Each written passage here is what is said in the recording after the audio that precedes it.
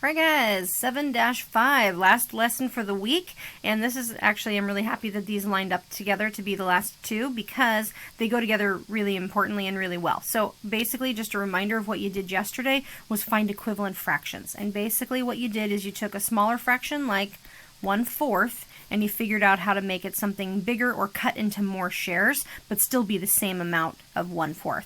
And the way that we did that is we multiplied the top and the bottom by the same number. So what's 1 times 2? That's going to be 2. And what's 4 times 2? That's going to be 8. So no matter what, 1/4 and 2/8 are still the same size as long as you're talking about the same share. Well, today we're going to do something a little different. We are going to find equivalent fractions using division, but it's something we call to simplify. And simplifying is really important because it helps you get a better visual of what share you're really working with here. So let me dive right in. You should be on this lesson 7-5, and I'll read you the directions even though I kind of just explained it. So it says, simplifying a fraction means finding an equivalent fraction with a lesser numerator and denominator. Simplifying a fraction results in an equivalent fraction with fewer but greater unit fractions. Holy cow, that's a lot of words. Here is basically what it means. Rather than doing 1/4 and then you multiplied both the top and the bottom by 2 to find 2/8, it's kind of doing the opposite. If I had 2/8 and I wanted to know how to simplify this fraction or make it smaller, what's the opposite of multiplication? That would be division. So I could figure out what I could divide both the top and the bottom by in order to find a smaller fraction. In this case, we knew that it would be 1/4. Okay, so that's that in a nutshell. Let's look at these two number sense problems they've given us with these fraction bars here. So this says Maria had 12 boxes of apricots. She sold 10 of the boxes. Write the fraction of the boxes sold and then lightly shade the 12th fraction bar to show. So I'm going to highlight that, but it says that she found 10 of the 12 boxes. So I'm going to highlight 10 of the 12 of these, okay? So that fraction sold, would be 10. That was great. That fraction sold would be 10/12, right? Okay, so then it says group the 12ths to form an equivalent fraction with a lesser denominator. Show the new fraction by dividing, labeling, and lightly shading the blank fraction bar. Well, let me lead you into what that one means. Anything that's even can obviously be split into 2, right? So if we took 2 of our 12ths and we were to come down here and make a line, then that's going to help us make a new fraction size, which is 6ths. Okay, so then that means that I could take my highlighter and I could show the same amount that was highlighted from before, but then this time that would be 1/6 shares. So that's 1, 2, 3, 4, 5, and so altogether that would be 5/6. So let me tell you more in numbers what I mean by that. I know it's coming, but that to me seems a little confusing. So what they're telling you is that if I had 10 and 12, I need to see if there's something that I can divide those both by. Well, they're both even, so I automatically know that I can divide these by 2. So what's 10 divided by 2? That would be 5. And what's 12 divided by 2? That would be 6. So this is a simplified fraction. It means the same thing as 10/12. It's just written in a much smaller way. Okay? So it says in problem 2 you formed groups. Oh wait, I'm going to skip that one because it's pretty much exactly what I just told you. So you can skip those two. Let's look at number 5 instead. That's still on the same page. Use what you know to find these equivalent fractions. You may want to sketch a thirds fraction bar below the 2 fraction bars above. Nope, we're not going to do that. You can if you want to, but I'm not going to. So basically, what they're going to ask me to do here first, they're going to guide me along the way. How would I get from 12 to 6? If we're thinking our number sense brain, I'm telling you that you need to divide. So how would I get from 12 to 6? Well, that is just simply dividing by 2. So whatever I do to the bottom, I have to do to the top. So what's 8 divided by 2? That's going to be 4. So they're currently telling you that 8/12 is the same as 4/6, okay?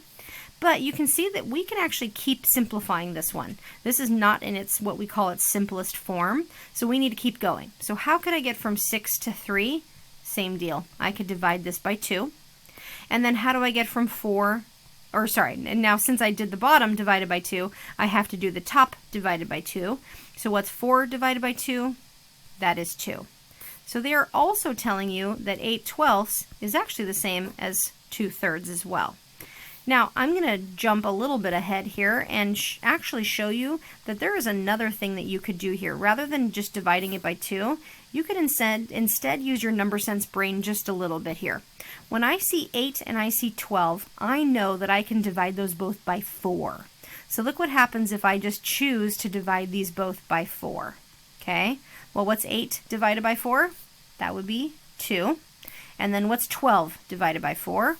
That would be 3. Which is the same thing we had mentioned right over here. Okay, so now for number 6, we've got 4/12 into 6s and then in thirds, and again, division is the game here. So how do I get from 12 to 6? I divide it by 2, and then how would I get from 4, or what do I do with the 4? I'm going to also divide that by 2. So 4 divided by 2 ends up being 2. Okay, and then same deal, I'm trying to get from 6 to 3. How do I get from 6 to 3? That gets divided by 2. And then 2 divided by 2 would be 1. So your 4/12 is equivalent to 1/3. Okay? And then we've got one more. This one's kind of interesting. This is what we've already been doing in class, or in these lessons, is we are actually going to be turning this into a mixed number. I can tell because that's going to have a whole number in it.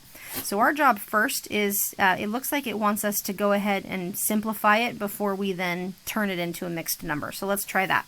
So how many times, or how do I get from 12 to 6? That's going to ask me to divide by 2. So what am I going to do to the 20? I'm also going to divide that by 2 to make it a 10.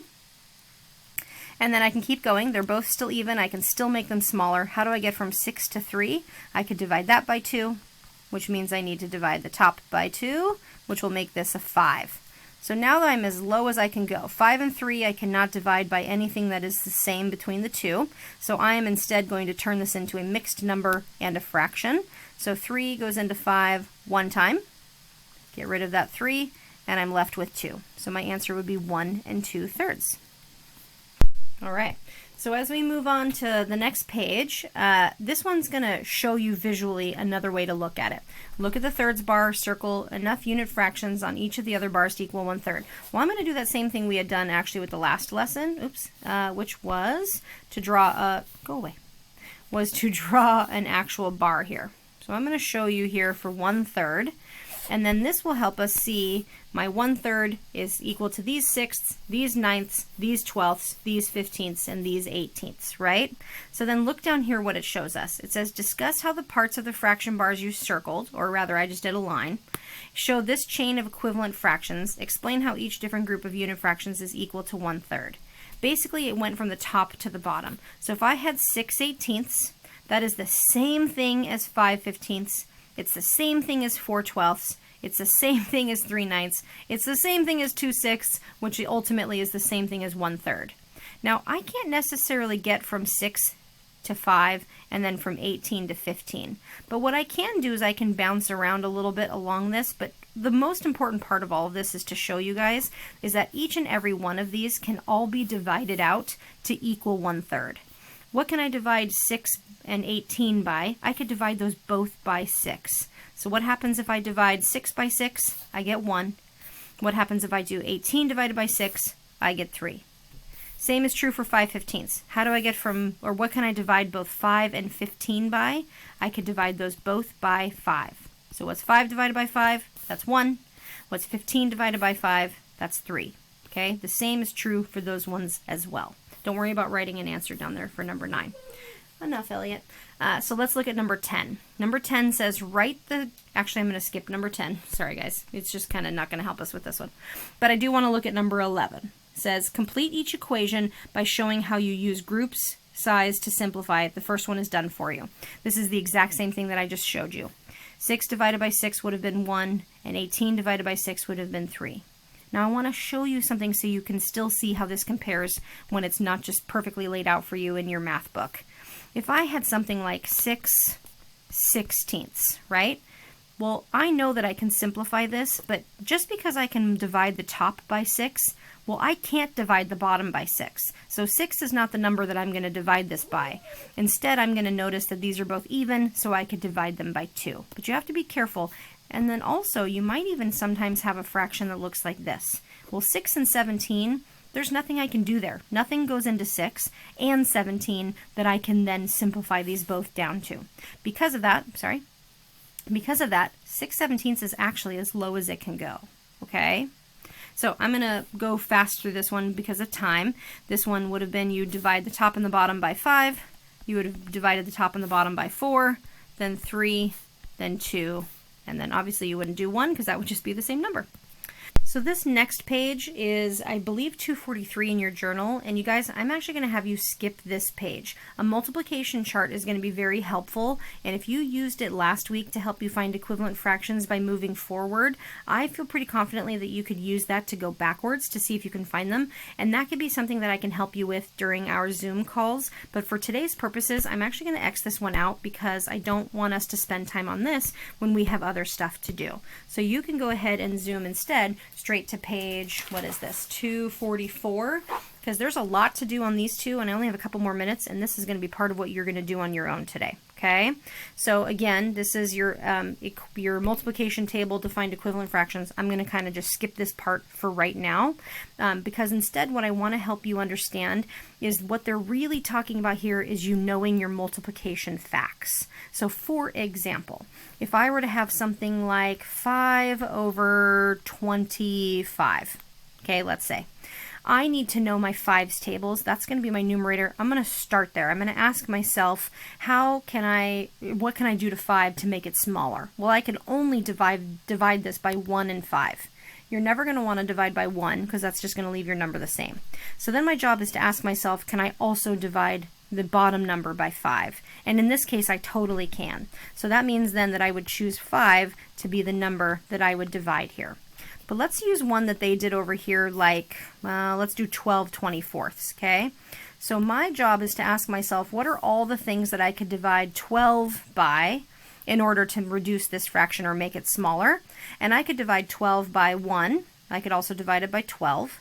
But I could also divide it by 2 and 6. And I can also divide it by 3 and 4. So then my other job would be to ask myself about my denominator. How could I make my denominator smaller? So I could divide it by 1 and 24. I could also divide it by 2 and 12. And I'm going to stop there because look, 12 was the largest number I could divide this one by, and 12 is a number that I can divide this bottom one by. So that shows me then that 12 is actually the number that I could use to make this a reduced fraction. Okay, I'm going to have you skip 20 through 23 because I don't like them, but I want you to look then at these ones right here. This is really the bulk of the practice that I want you to have today. It wants you to simplify each fraction, but it wants you to decide how you're going to get there. You can simply just, if it's even, you can divide by 2 to continue to make it smaller, but otherwise you want to try to decide what number is the largest that I could divide these both by. So let's look at number 24. It's 8/10, right?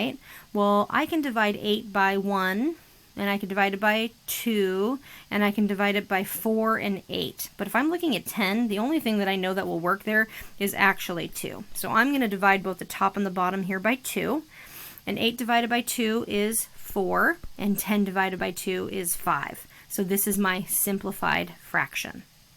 Okay, let's look at number 26. I know I just kind of got in the way here a little bit, but I see 15 and 40, and I know that any number that ends in a 5 can be divided by 5. So what's 15 divided by 5? That's going to be a 3. And what's 40 divided by 5? That's going to be an 8. So that tells me that 3/8 is my simplified fraction. All you're doing is trying to make it something smaller. Okay, you're trying to reduce it, but the most important part is whatever you reduce it by has to be the same for the top and the bottom of each of those fractions. So I can't decide to reduce the top by 8 and then reduce the bottom by 12 because that's no longer an equivalent fraction. Okay? Instead, I could divide those both by, let's say, 4. And then 8 divided by 4 would be 2, and 12 divided by 4 would be 3. So that's an equivalent fraction. Try it out today, guys. I know equivalent fractions are a little bit tricky. We can always talk about it next week, or we can always get on a Zoom chat and talk about them as well. But simplifying fractions just takes some practice. For example, this would be a really cool chain to do. I know I had you skip another one, but you could do this chain as well. So let's talk assignment today. I would really like for you to maybe go back and finish some of those problems. That would be good. But your other option is obviously your homework and remembering, or there are going to be some great IXL options. Good luck. Zoom call if you need it.